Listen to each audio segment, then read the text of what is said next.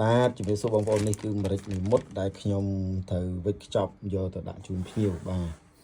ហើយយើងជាទូទៅយើងវិចនៅក្នុងកញ្ចប់ទូចមានន័យថា1ខាំកន្លះគីឡូហើយនឹង1គីឡូហើយមានម៉ត់មានគ្រាប់ប៉ុន្តែនេះគឺដោយសារតែបងស្រីនៅក្នុងបំពេញគាត់សូមឲ្យខ្ញុំវិចខ្ចប់បាទវិចខ្ចប់គឺចេញជាថងធំអញ្ចឹងតែម្ដងគឺថងនេះគឺគាត់កំង10គីឡូហើយនេះអត់តន់គ្រប់10គីឡូទេប៉ុន្តែខ្ញុំនឹងដាក់ប្រកបជូនគាត់ហើយស្អែកនេះយកទៅជូនគាត់តែម្ដងនៅភ្នំពេញបាទគឺចេញពីម្រេចមួយមុតយើងតែមួយហើយគុណភាពគឺសុំជំរាបថាគឺគុណភាពល្អម្រេចសុទ្ធហើយអត់មានលាយសារធាតុអីផ្សេងទេហើយមួយទៀតការវេចខ្ចប់គឺជាការវេចខ្ចប់ដែល